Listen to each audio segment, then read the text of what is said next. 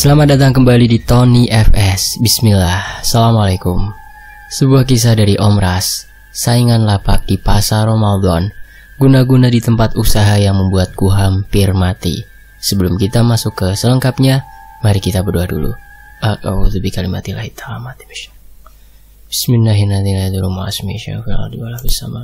Wa huwa samiul alim.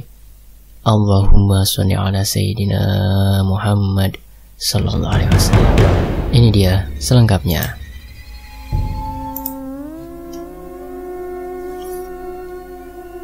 Tiga hari sebelum memasuki bulan suci Ramadan, aku dan suamiku sudah membersihkan area lapak yang telah kami sewa selama Ramadan untuk menjual berbagai macam takjil dan lauk pauk yang sudah masak. Aku dan suamiku sangat bersemangat sekali.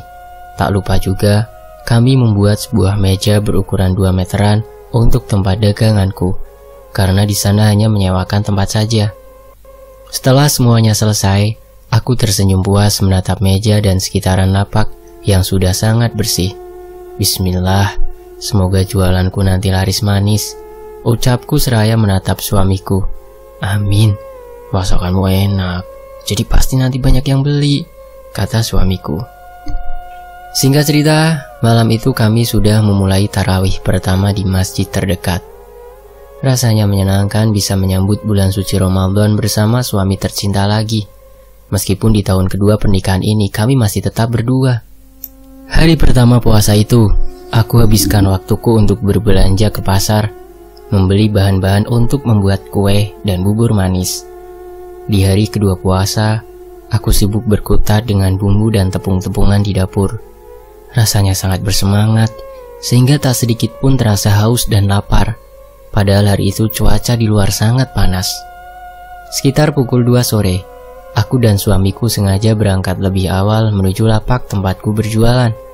Aku membersihkan meja dengan sedikit air dan kain, lalu melapisi meja kayu itu dengan tikar, agar terlihat bersih dan rapi. Semua jualanku aku susun sampai terlihat menarik, mulai dari bingka, kue lapis, bingka barandam, es buah, kolak pisang, bubur hintalu karuang, sayur besantan, dan lain-lainnya. Setelah semuanya tersusun rapi dan menarik, aku duduk sembari menunggu pembeli.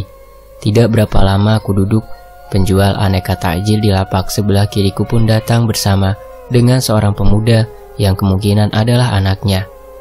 Aku tersenyum menyapa sembari menatap wanita itu, namun beliau tidak menanggapi. Di area tersebut memang merupakan pasar Ramadan setiap tahunnya, dan pedagang-pedagangnya pun banyak sekali. Termasuk aku, walaupun aku baru tahun ini mulai berjualan. Di sebelah kananku terdapat ibu-ibu penjual bubur-buburan, mulai dari bubur sop ayam sampai bubur manis.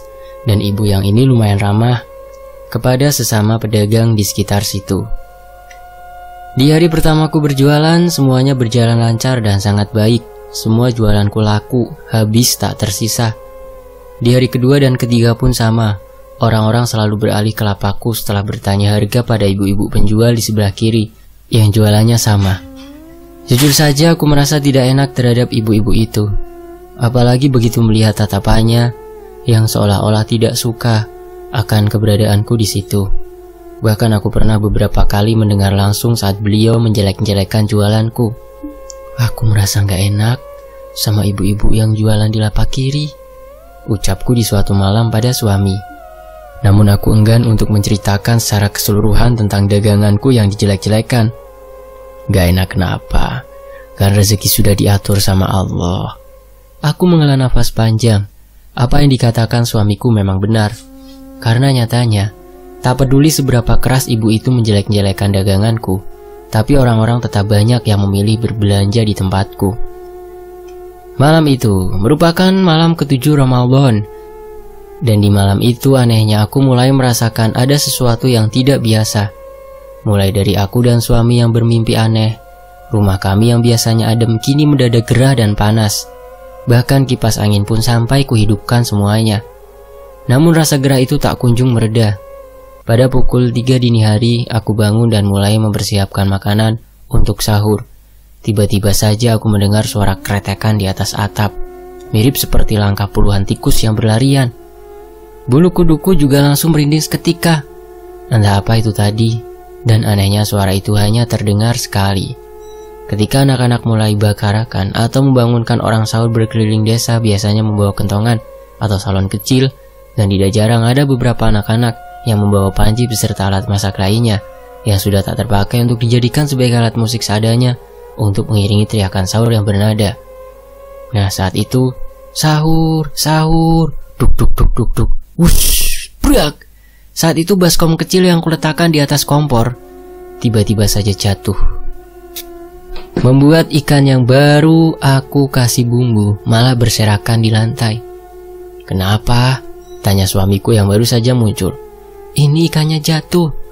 "Mungkin disenggol setan," ujar suamiku seraya masuk ke dalam kamar mandi. Perkataannya yang tidak biasa membuatku mengerutkan alis. Aku ingin bertanya tentang apa maksud dari kata-katanya tadi, namun suara air yang dihidupkan di dalam kamar mandi membuatku mengurungkan niat. Lalu kemudian aku mencuci ikan-ikan tadi lagi dan melumurinya dengan bumbu. Kali ini aku menaruh baskom kecil berisi ikan-iku di atas ember besar yang tertutup. Tanganku dengan cekatan lantas menghidupkan kompor. Setelah minyak cukup panas, aku pun memasukkan ikan itu ke dalamnya. Sementara tungku 1 untuk menggoreng ikan, di tungku 2 aku gunakan untuk menumis sayur kol. Sesekali, mataku tertuju pada kamar mandi yang tertutup. Air masih hidup dan bahkan terdengar sudah malim puar atau bleber gitu penuh, terisi penuh sampai airnya membleber keluar. "Sayang, bisakah kau matikan dulu airnya?" Aku dengar itu baknya sudah penuh, kataku. Namun tak ada jawaban, membuatku seketika melangkah ke arah kamar mandi dan membuka pintunya. Dan mataku terbelalak tak percaya. Bagaimana tidak, karena di dalam kamar mandi itu sudah kosong. Tak ada siapapun di sana. Jantungku berdegup dengan sangat kencang. Tak percaya dengan apa yang baru saja aku alami. "Sayang, kenapa?" tanya suamiku dari arah pintu kamar mandi. "Bang, kapan kau keluar?" ucapku terbata-bata. Suamiku nampak bingung dengan pertanyaanku. "Aku baru ini mau ke kamar mandi. Oh ya, tadi ada temanmu si Anita chat, katanya pesan bingka kentang ukuran besar. Besok siang dia ambil ke sini." Dek, aku terdiam, bingung bercampur rasa takut. "Itu tadi apa yang kau goreng? Sudah tidak ada bunyinya. Jangan-jangan gosong," tegur suami seraya menepuk bahuku. Aku bergegas berjalan ke arah kompor. Benar saja, ikan yang ku goreng separuh bagiannya sudah gosong kehitaman. Dari arah kamar mandi terdengar suara suamiku sedang bernyanyi, diikuti suara guyuran air. Aku menghela nafas panjang dan berusaha melupakan apa yang baru saja aku alami tadi. Mungkin aku kelelahan, makanya banyak berhayal, batinku. Beberapa saat kemudian makanan untuk sahur sudah siap terhidang di atas meja bundar tanpa kursi tersebut. Kami bersahur bersama dan dilanjut dengan membaca Al-Quran sambil menunggu azan subuh. Di sisi lain, hari itu aku sedikit telat membuka lapak daganganku. Bahkan semua pedagang penjual aneka takjil sudah buka semuanya. Aku buru-buru menyusun semua daganganku. Namun anehnya hari itu orang-orang yang biasanya membeli takjil di tempatku cuma lewat begitu saja tanpa menoleh sedikit pun. Aku bertanya-tanya, ada apa gerangan? Apa jangan-jangan ibu-ibu di lapak kiri itu sudah menjelek-menjelekan daganganku pada semua orang?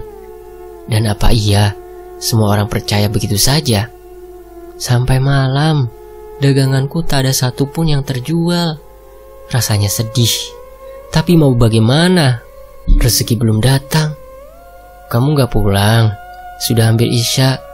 Anggap saja hari ini tidak ada rezeki. Jangan sedih, apalagi sampai putus asa. Bisa jadi Allah sedang mempersiapkan sesuatu yang jauh lebih baik untukmu, hibur suamiku. Aku tahu itu hanyalah kata-kata untuk membuatku tak merasa sedih lagi. Tapi aku memang butuh kata-kata itu untuk saat ini. Semua orang cuma lewat tadi. Tak ada satupun yang menoleh pada daganganku, ucapku lirih saat kami sudah bersiap untuk tidur. Sabar, kata suamiku. Malam itu lagi-lagi mimpi aneh yang sama terulang kembali. Namun kali ini, saat aku terbangun untuk menyiapkan makanan sahur, tulang kakiku mendadak ngilu begitu menyentuh lantai. Untuk beberapa saat aku memijit-mijit kakiku. berharap agar rasa ngilu di tulangku segera hilang.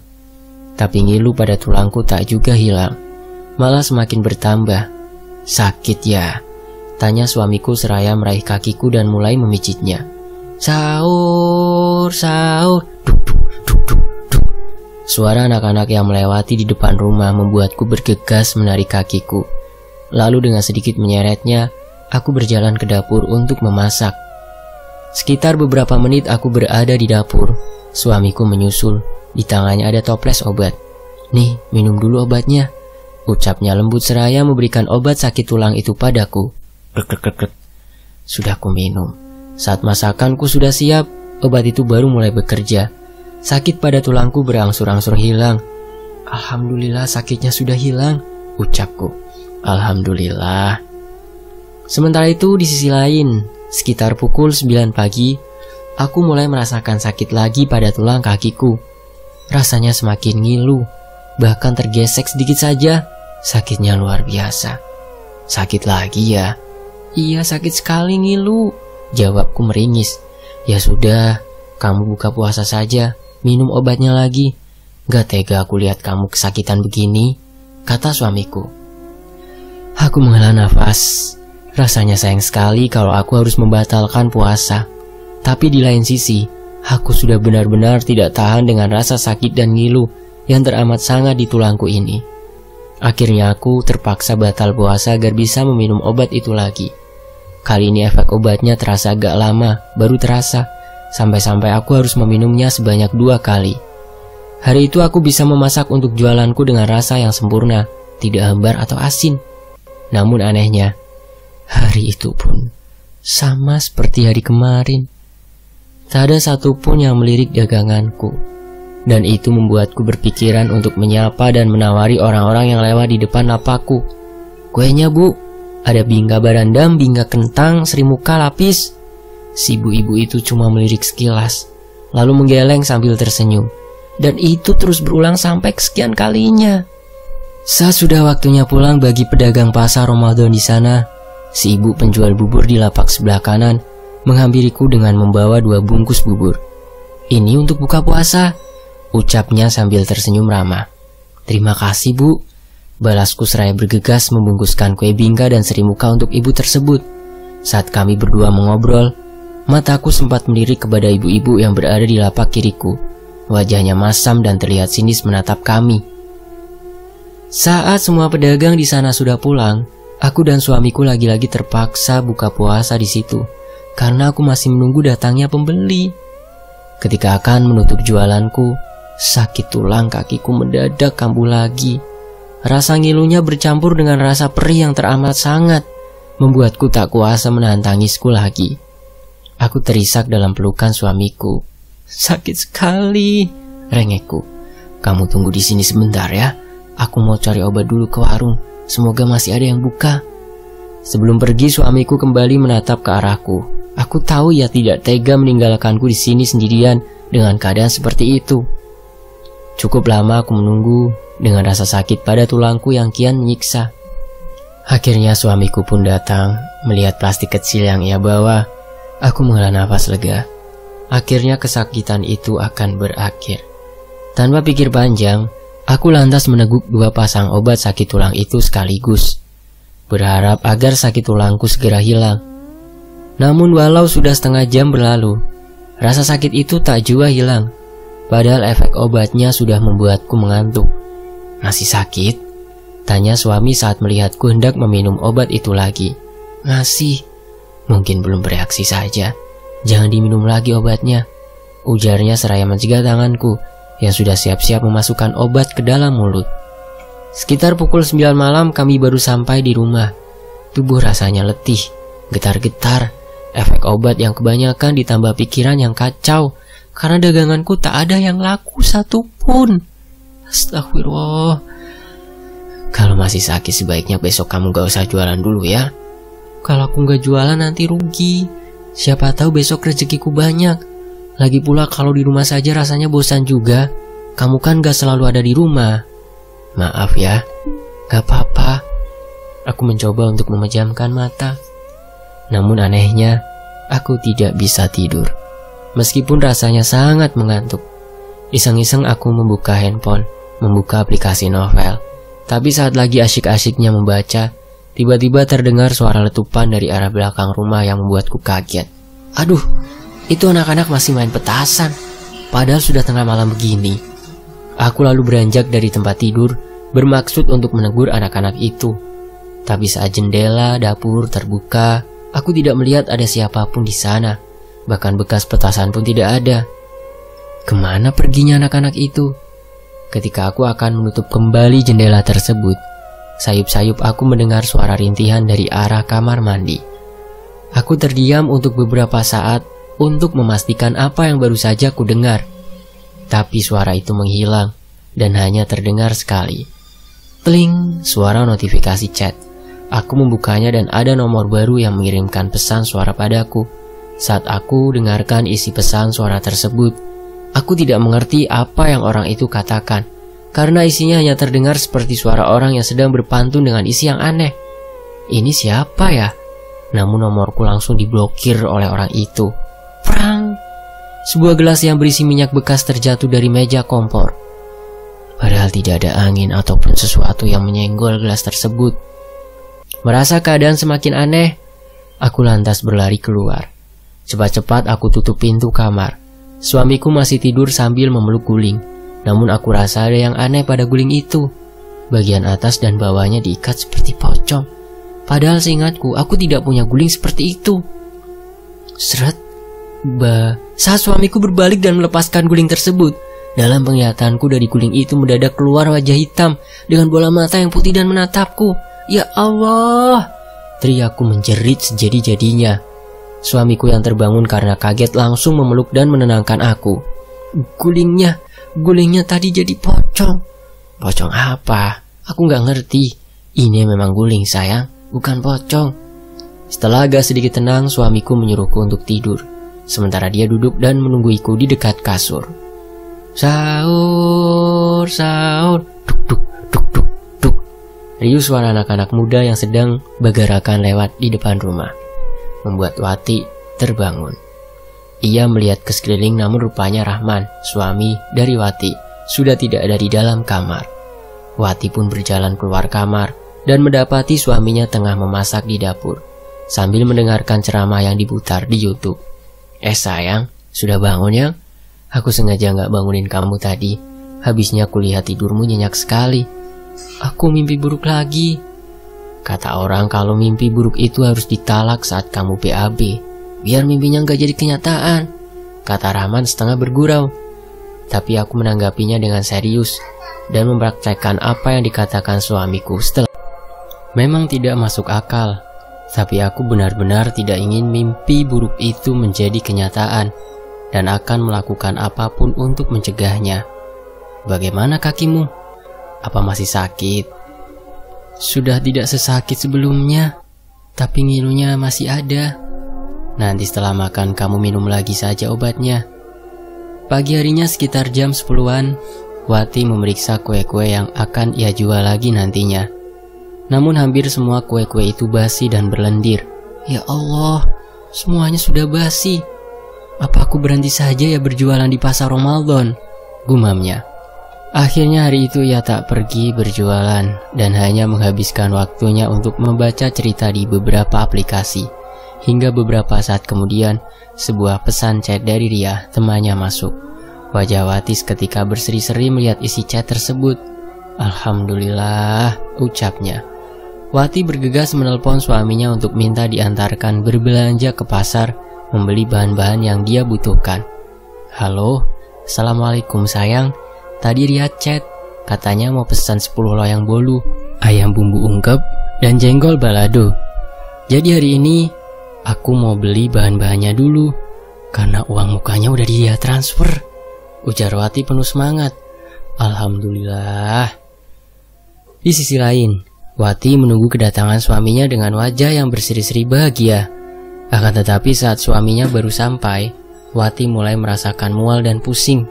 Punggungnya terasa berat, juga sakit. Kamu kenapa? Enggak kan. Belum sempat menyelesaikan perkataannya, tiba-tiba tubuhnya ambruk. Rahman yang baru saja akan meletakkan helm langsung panik melihat istrinya yang pingsan. Ia berusaha mengangkat tubuh sang istri ke dalam rumah. Tapi tubuh istrinya itu terasa jauh lebih berat dari biasanya. Padahal berat badan Wati tidak sampai 50 kilo. Hampir 2 jam lamanya Wati tak kunjung siuman, membuat Rahman menjadi sangat khawatir. Sementara itu, saat tersadar dari pingsannya, Wati sudah melihat suaminya tengah tertidur dengan posisi duduk dan tangan yang menggenggam tangannya. Lampu pun sudah dinyalakan, yang berarti sudah memasuki malam hari. Aduh, sudah malam, gimana pesanannya Ria? Keluhnya. Alhamdulillah kamu sudah sadar. Aku khawatir sekali tadi, ucap Rahman. Pesanan Ria gimana ya? Mana uang mukanya sudah dia transfer? Memangnya kapan dia mau ambil pesanannya? Besok sore. Tapi yang dia pesan itu banyak. Aku takut waktunya gak cukup, karena kan harus belanja bahan-bahannya dulu ke pasar. Begini saja Yang, kamu tulis semua bahan-bahan yang kamu butuhkan, biar aku yang belikan di kota. Tapi kota di kabupaten kan jauh. Gak apa-apa, demi kamu jangankan ke kota, ke planet Mars pun akan aku tempuh. Wati tersipu mendengar gombalan sang suami. Tapi kamu yakin akan baik-baik saja kalau aku tinggalkan? Iya gak apa-apa, tadi itu aku cuma kelelahan. Setelah catatan berisi daftar bahan-bahan yang dibutuhkan, Wati siap, suaminya pun berangkat. Tapi sebelum itu ia lebih dulu mampir ke rumah Wiwin, teman Wati yang rumahnya tidak begitu jauh. Rahman meminta tolong agar wanita itu mau menemani istrinya yang sedang sendirian di rumah.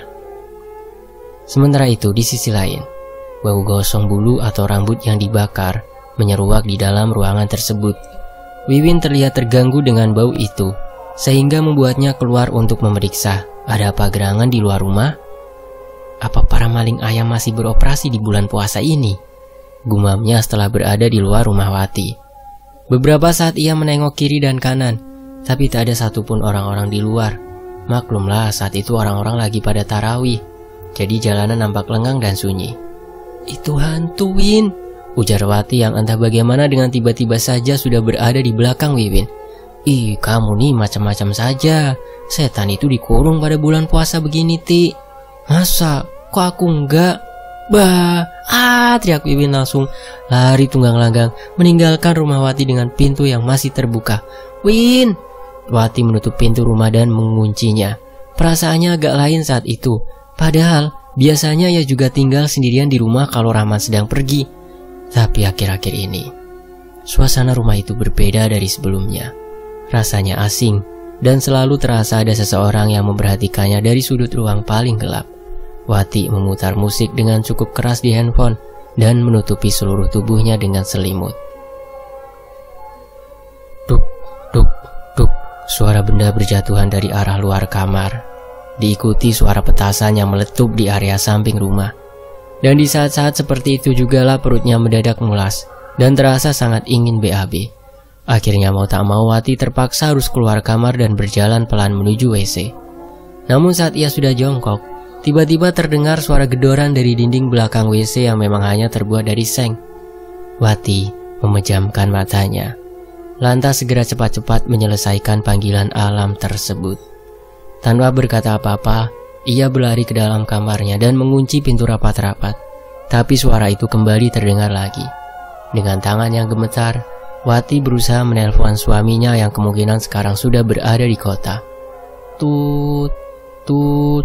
Maaf, nomor yang ada 7 tidak menjawab. Tiba-tiba punggung dan kakiku mulai sakit lagi. Wati berusaha mencari obat yang diberikan suaminya. Namun obat itu rupanya sudah habis. Yang tersisa cumalah obat Mixagrip yang tentu bukan obat untuk sakit tulang. Kian lama rasa sakit di bagian bahu sampai punggung dan kakinya itu makin menjadi. Sampai-sampai membuat Wati akhirnya menangis sesenggukan.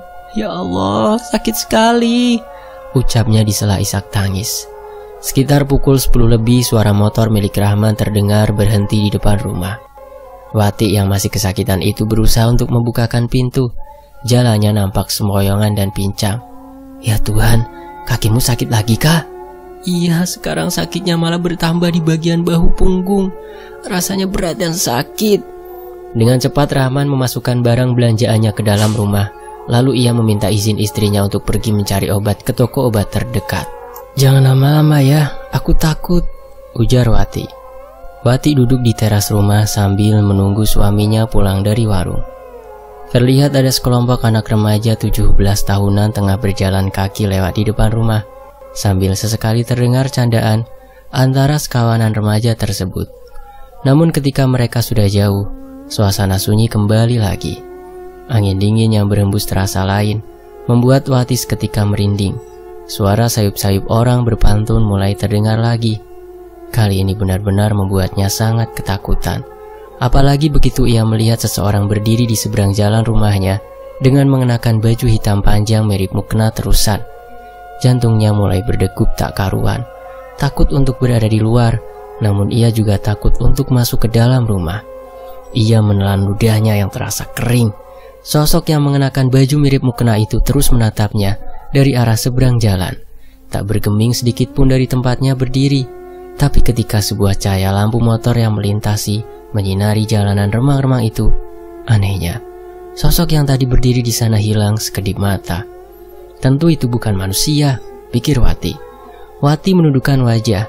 Ia berharap suaminya datang. Titit, brak! Wati mendongakkan kepalanya menatap ke arah jalanan dan di sana sudah ada 2 buah sepeda motor yang tergeletak bersama dengan ketiga pengendaranya. Rahman yang baru saja sampai terlihat membantu orang-orang itu. Ia membawa mereka ke rumahnya. Wati pun, meski sedang sakit, ia juga turut membantu untuk mengambilkan air serta obat-obatan ringan untuk luka. Untungnya, ketiga orang tersebut tidak ada yang mengalami luka parah dan hanya lecet-lecet sedikit saja. Tadi ada perempuan nyebrang. Terpaksa saya harus ke sisi kanan. Dan tanpa saya sadari, ternyata bapak ini melaju dengan kencang. Sumpah demi Allah, tadi saya tidak lihat motormu. Yang saya lihat jalanan itu lengang dan hanya motor saya yang ada di sana. Makanya saya berani menaikkan kecepatan. Yang penting sekarang bapak dan abang ini gak kenapa-kenapa. Wati mendengarkan perdebatan mereka. Yang satu bilang tidak lihat keberadaan motor lainnya, dan yang satunya lagi juga mengatakan hal yang sama. Aneh memang, tapi mereka tetap bersikuku dengan apa yang mereka lihat dari sudut pandang mereka masing-masing. Pukul 12.30, Wati baru saja memejamkan matanya. Mimpi aneh yang terus berulang itu hadir kembali. Nafas Wati terengah. Matanya terasa sangat berat begitu ia akan membuka matanya. Seluruh bagian tubuhnya pun terasa kaku saat akan digerakkan. Wati, bangun. Hei Wati, panggil suaminya seraya menekan jempol kaki istrinya dengan keras. Wati merintih. Suaranya tertahan. Mata Wati terbelalak. Tubuhnya gemetar sekali kala itu. Aku mimpi itu lagi. Kali ini semakin menyeramkan. Rahman menghela nafas panjang. Lalu ia menenangkan istrinya yang nampak sangat ketakutan tersebut. Sesudah sholat subuh, barulah Rahman bisa tidur dengan nyenyak, meninggalkan istrinya yang sudah mulai mengerjakan pesanan kue milik Ria. Sekitar pukul 7 pagi di saat masih asyik-asyiknya mengocok telur untuk kue, mendadak kaki dan bahunya kembali terasa sakit lagi. Cepat-cepat Wati meminum 4 pasang obat sekaligus, yang ia sendiri pun sebenarnya tahu apa efek samping yang akan ditimbulkan dari obat tersebut. Namun ia tak peduli. Yang ia inginkan saat itu hanyalah menyelesaikan pesanan itu secepatnya, tanpa gangguan sakit tulang. Sekitar pukul 12 siang, sebagian pesanan sudah berhasil diselesaikan, tinggal beberapa lagi. Di saat sibuk membuat bumbu-bumbu ayam, beberapa kali Wati mengalami hal yang cukup aneh. Mulai dari potongan ayam yang hilang pada bagian-bagian tertentu dagingnya, dan beberapa peralatan dapur lainnya juga berpindah posisi dengan sendirinya, padahal ia yakin tidak memindahkan benda itu sebelumnya. Sekitar pukul 4 sore, Ria datang bersama suaminya yang merupakan pedagang antar daerah, bisa disebut juragan kira-kira. Wajahmu pucat, Ti. Apa kamu baik-baik saja? Tanya Ria. Aku baik-baik saja. Maaf ya, jam segini pesananmu belum juga selesai. Iya, gak apa-apa. Masih ada waktu kok sampai buka puasa nanti. Keduanya terdiam, seperti perempuan-perempuan pada umumnya. Ria mulai memfoto dan memvideokan kue-kuenya, dan tidak lupa ia juga berfoto dengan Wati. Namun anehnya, foto Wati terlihat blur di bagian kepala, dan itu terjadi di semua foto Wati. Padahal wajah Ria nampak baik-baik saja. Kok aneh ya, gumamnya. Kenapa ya? Tanya Wati. Fotomu di bagian bahu sampai kepala ngeblur, Ti. Padahal foto mukaku enggak.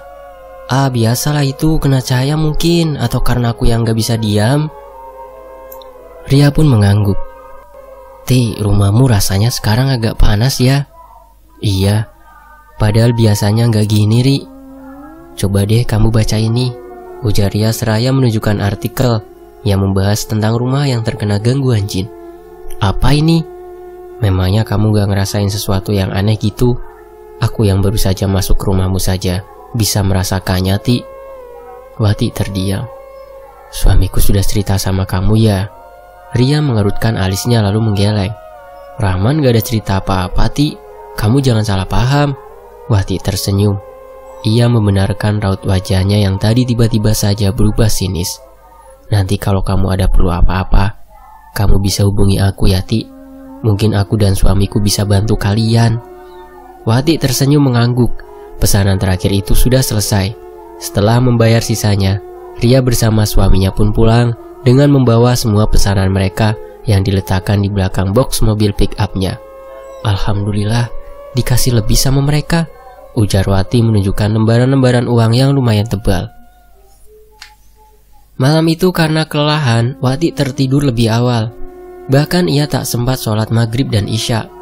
Saat tiba waktunya sahur, Rahman membangunkan Wati. Namun wanita itu tak mau bangun dengan alasan bahwa ia baru saja bisa merasakan tidur nyenyak lagi setelah beberapa hari lalu dalam keadaan takut. 3 hari ini sikap Wati berubah drastis. Dari yang tak pernah telat sholat 5 waktu, kini menjadi ogah-ogahan dan banyak alasan. Sampai-sampai puasa pun ia sudah tak mau lagi. Ia juga sekarang jadi mudah marah pada suaminya. Padahal Wati yang dikenal Rahman tak pernah sekalipun meninggikan nada bicaranya di hadapan sang suami. Tapi beberapa hari ini Wati nampak berbeda. Sikapnya berubah menjadi seseorang yang tak dikenal, asing. Di pasar Ramadan itu pun ia sempat memarahi balik ibu-ibu yang mengatakan di salah satu kue yang dibelinya di lapak Wati terdapat telur lalat. Bahkan dengan kasarnya Wati melemparkan kue tersebut ke arah ibu-ibu yang berada di lapak kiri, karena ia menduga bahwa itu adalah ulah dari si ibu-ibu tersebut untuk menjelek-jelekan dagangannya. Adu mulut antara keduanya tak bisa dihindari. Sikap yang sebelumnya kalem kini menjadi ganas dan mengerikan. Kamu kenapa sih sampai segitunya? Bentak Rahman untuk yang pertama kalinya setelah cukup lama berumah tangga bersama Wati. Dia sendiri yang mulai.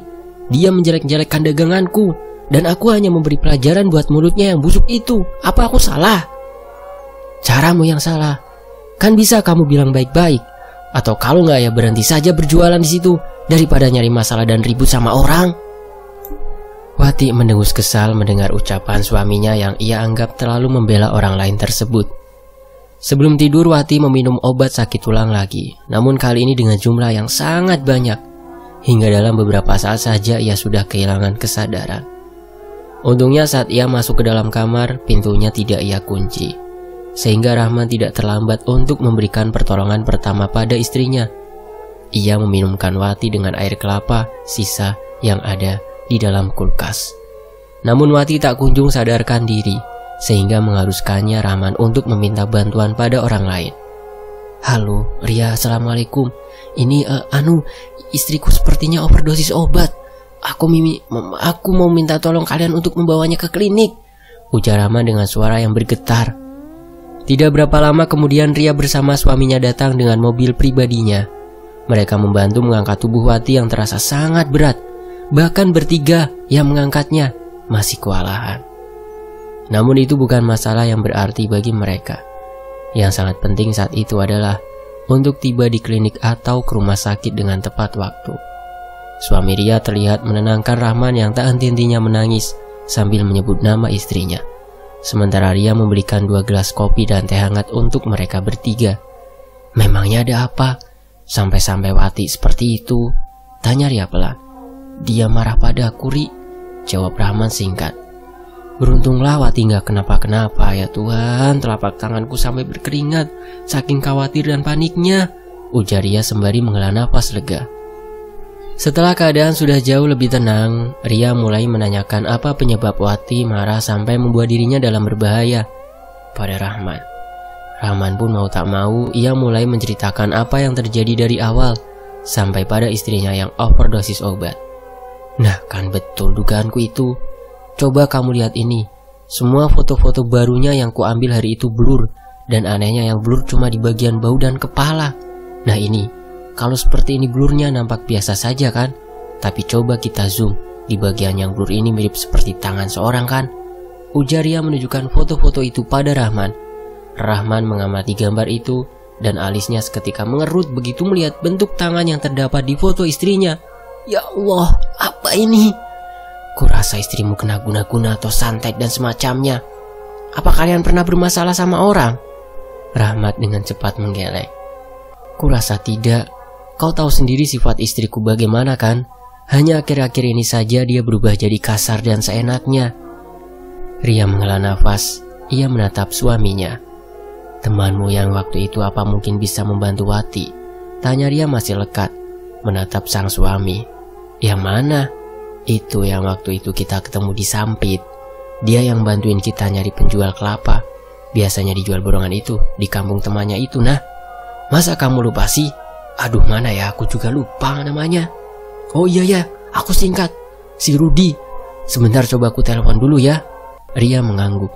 Obrolan mereka pun berlangsung cukup lama. Gimana? Tanya Ria saat telepon sudah ditutup. Rahman pun ikut menunggu jawabannya. Besok dia akan datang. Itu pun kalau kerjaannya selesai hari ini. Rahman menarik nafas panjang. Wajahnya terlihat sedikit kecewa mendengar jawaban dari suaminya Ria. Tenang saja. Yang aku tahu tentang laki-laki itu, dia memang tepat waktu dan gak macam-macam. Jadi kalau dia bilang besok, pasti besok juga dia akan datang. Hibur Ria pada Rahman. Keesokan sorenya, Ria dan suaminya datang ke rumah Wati. Karena saat itu Wati sudah pulang ke rumahnya. Seorang laki-laki mengenakan jaket kain berwarna hitam dan topi hitam polos juga datang bersama mereka. Rahman menyambutnya dengan ramah dan hangat. Kukira orang yang kau maksud itu sudah berumur, ternyata masih muda begini, ujar Rahman diiringi tawanya yang renyah. Namun dapat disimpulkan tawa itu hanyalah topeng belaka. Ria, suaminya dan orang itu tahu kalau Rahman tentu sangat sedih saat itu. Saya sudah jadi bapak-bapak, anak juga sudah 2, ujar laki-laki tersebut. Setelah berbasa-basi lumayan lama, laki-laki yang bernama Rudi itu pun mulai menanyakan secara keseluruhan tentang Wati. Sesekali alisnya mengerut dan mengangguk. Jadi apa benar dugaanku kalau yang ngirim guna-guna itu adalah ibu-ibu yang ada di lapak kiri tempat Wati jualan? Rudi terdiam, lalu ia menggeleng perlahan. Saya tidak berani menyimpulkan siapa pelakunya, tapi kita bisa mulai mencari tahu dari pasar tempat istrimu berjualan. Kenapa harus dari situ? Apa di rumah ini kau tak merasakan ada yang aneh? Tanya Ria mendesak. Perubahan di rumah ini, saya rasa hanya buntut. Yang perlu saya cari tahu adalah pungkalanya atau sumbernya, kata Rudi. Baik, kapan saja kamu mau ke pasar, aku akan antarkan, ujar Rahman. Dan sekitar pukul 4 sore, mereka bertiga pun berangkat. Rudi menatap meja tempat Wati berjualan, dan di sebelah kiri terlihat ibu-ibu itu tengah memperhatikan Rudi. Cekrek. Beberapa kali Rudi memfoto tempat jualan dan sekelilingnya, lalu kemudian menunggu beberapa saat. Tling. Notifikasi WhatsApp masuk. Rudi bergegas membukanya. Ia nampak mengangguk kalau menelpon seseorang melalui panggilan video. Ia mengarahkan kameranya ke arah lapak dan kemudian terdengar suara anak kecil mengarahkannya untuk berjongkok di bagian kaki kanan meja. Dalam situ, bah, ujar anak kecil itu. Rahman dan suaminya, Ria, memperhatikan semua itu sambil bertanya-tanya. Dan sekitar 5 jari di dalam tanah terdapat buntalan kain putih. Rudi mengambilnya dan memasukkan benda tersebut ke dalam tas lempangnya. Terlihat wajah ibu-ibu di lapak kiri berubah seketika-ketika melihat benda tersebut. Mungkin apa yang dikatakan istriku benar, ujar suami Ria pada Rahman. Entahlah, tapi mungkin saja iya. Sementara di rumah, Wati yang tadinya terlelap tidur malah meraung-raung kesakitan. Kenapa, Ti? Apa yang sakit? Aduh, kakiku sakit sekali. Pundaku juga seperti ditusuk-tusuk. Ria bingung. Beberapa kali ia mengepalkan tangannya yang sudah mulai berkeringat. Panik, khawatir dan takut. Ia bahkan tidak tahu apa yang harus dilakukan pada saat itu. Untungnya tidak lama kemudian, suaminya datang bersama Rahman dan Rudi. Rudi meminta air di dalam gelas lalu meneteskan sesuatu dari botol kecil ke dalam gelas tersebut. Minumkan, suruhnya. Setelah diminumkan dengan air tersebut, Wati mulai berangsur-angsur tenang. Kemudian Rudi berjalan keluar rumah dan membuka bantalan kain tersebut yang berisi antara lain jarum, paku, rambut, kain putih kecil dan sejumput tanah. Ia tahu ini bukan sekedar guna-guna penghalang atau penutup rezeki, karena ia tahu betul di daerah itu tidak memakai benda media-media seperti itu. Seperti ini untuk penutup rezeki pedagang saingan si pelaku. Biasanya penutup rezeki yang sering dijumpai di daerah itu berupa air putih yang dimantrai. Jadi ada kemungkinan bahwa pelaku ini tidak berasal dari daerah tersebut. Benda itu pun Rudi bakar hingga menjadi abu dan hanya menyisakan paku yang sudah berkarat. Ia lagi-lagi melakukan video call dengan anak kecil yang suaranya terdengar aneh. Namun ketika kamera diarahkan kepada Wati, anak kecil itu berteriak histeris dan menangis meminta agar handphone dijauhkan darinya. Rudi terduduk. Ia menatap jam pada layar handphonenya. Sudah menunjukkan 5:30 sore. Suaminya Ria masuk ke dalam rumah membawakan beberapa bungkus makanan dan kue yang tadi dibelinya. Malam harinya, mereka berjaga di rumah. Beberapa kali Rudi yang duduk di teras bersama suaminya Ria melihat sebuah kendaraan yang bolak-balik lewat di jalanan depan rumah. Itu orang yang nyari sesuatu yang tercecer kah atau gimana? Dari tadi bolak-balik terus. Biarkan saja, ujar Rudi yang memang juga mempunyai kecurigaan pada orang-orang tersebut. Namun ia enggan untuk mengungkapkannya. Oh iya, bisa aku minta tolong sama istrimu buat difotokan perempuan yang sakit itu, ujar Rudi seraya memberikan handphonenya pada suami Ria yang segera beranjak dari duduk dan berjalan masuk ke dalam rumah. Ia yang sedari tadi sore sudah penasaran dengan isi handphone temannya itu pun lantas terlebih dulu membaca isi pesan WhatsApp-nya. Alisnya mengerut ketika membaca chat tersebut. Handphone siapa? Tanya Ria. Handphone Rudi. Coba kamu baca chatnya. Ini maksudnya apa ya? Kayaknya ini istrinya deh. Coba saja lihat namanya. Sawangku. Ini artinya istriku kan? Iya, aku tahu ini istrinya. Tapi arti isi chatnya ini nah, apa? Rudi masuk ke dalam rumah dan membuat pasangan suami istri tersebut kikuk. Maaf Di, aku baca pesan WhatsAppmu. Rudi mengangguk dan tersenyum. Gak apa-apa, itu istriku. Aku jujur saja ya. Sebenarnya penglihatanku tentang mereka itu samar-samar. Kadang bisa, kadang tidak. Mungkin karena aku masih baru-baru menerjuni hal-hal gaib seperti ini. Aku masih belajar untuk memperdalam pengetahuanku tentang mereka. Sejak anak pertamaku itu lahir, ketika istriku melakukan USG, hasilnya anak kembar. Dan waktu diurut dengan bidan kampung pun katanya anak kembar. Tapi anakku yang satunya diambil dan diasuh oleh teman ayahku yang bukan manusia ketika usia kandungan istriku 7 bulan. 3 hari berturut-turut kami mimpi aneh. Sebelum menurut istriku sedikit agak mengecil dari sebelumnya. Dan anehnya, sejak mengandung anak itu, istriku peka terhadap hal-hal gaib. Bahkan dia tahu kapan dan di mana ada orang meninggal. Dan setelah anakku lahir, kepekaan istriku terhadap hal-hal gaib menjadi hilang. Lalu setelah bertambahnya usia anakku, dia mulai bisa berbicara. Dia sering mengatakan hal-hal yang terdengar aneh. Namun berselang beberapa hari saja hal itu jadi kenyataan. Seperti neneknya yang jatuh sakit, sampai pasar yang terbakar habis. Saat memasuki usia sekolah PAUD pun, kami sering mendapat laporan dari gurunya yang mengatakan kalau anak kami itu sering berbicara sendirian dan jarang mau bergabung dengan anak-anak lain. Kau tahu, saat hal itu kutanyakan pada orang tuaku, beliau mengatakan, aku beruntung memiliki anak seperti itu. Dia juga bisa membuang penutup rezeki yang dibuat orang untuk usahaku dulu. Katanya yang bantu dia adalah kakak cantiknya. Dan saat di pasar Ramadan tadi, aku yakin kau bingung kan? Oh ya, satu hal lagi. Anakku bilang, kalau di bagian kaki dan bahu istrinya Rahman itu ada sosok makhluk kiriman yang bergelayutan. Sosok itu menyeramkan sehingga anakku pun takut untuk melihatnya. Demikianlah cerita Rudi. Lalu kira-kira bagaimana? Apa masih bisa dihilangkan? Kasihan Wati. Kita coba saja ya. Kita sama-sama berikhtiar, ucap Rudi. Ba'da Isya, Rudi mulai menghidupkan perapin di teras, membakar kemenyan dan menyebut sebuah nama. Angin dingin berhembus. Sebuah bayangan putih terlihat mendekati Rudi. Seorang nenek-nenek renta terkekeh di samping Rudi. Beberapa kali Ria mengerjap-ngerjapkan mata dan mengocok-ngocok matanya untuk memastikan apa yang dia lihat di dekat Rudi. Aku tadi lihat nenek-nenek di dekat Rudi. Mungkin itu ingwanya atau peliharaan, ujar sang suami. Selesai berkata seperti itu, suaminya Ria mendadak sakit perut. Ia berlari ke dalam rumah menuju WC untuk segera memenuhi panggilan alam yang tiba-tiba. Botol minyak yang ujungnya diberikan benang itu diasapi. Botolnya bergoyang kiri dan kanan tanpa henti. Padahal tangan Rudi tak bergerak sedikit pun. Itu tentu membuat Ria terbelalak.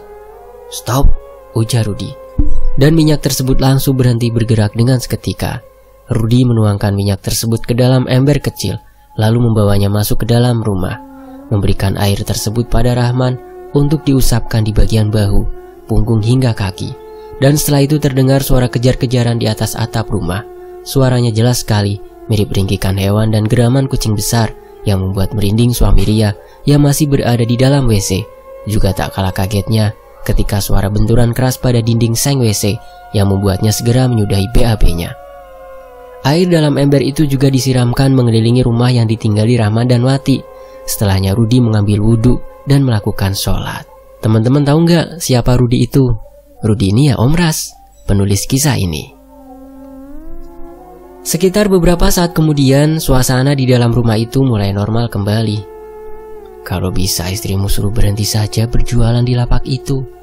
Kalaupun ingin berjualan lagi tahun depan, bisa cari lapak yang jauh dari situ. Karena dari apa yang aku dengar, orang-orang yang berdagang di dekat ibu itu selalu jatuh sakit dan usahanya bangkrut. Nah, pasti ibu-ibu yang di lapak kiri kan? Rudi menggeleng. Bukan beliau. Tapi bila aku katakan, kalian harus janji, jangan menyimpan dendam atau mungkin berpikiran untuk balas dendam. Orang yang mengirimkan guna-guna penutup rezeki ini adalah ibu-ibu yang di lapak kanan. Tidak hanya di lapak jualan istrimu, tapi dia juga memberikannya pada makanan yang dia berikan. Dan ibu-ibu di kiri jualan itu memang agak nakal, tapi itu hanya melalui sikap yang dia tunjukkan saja.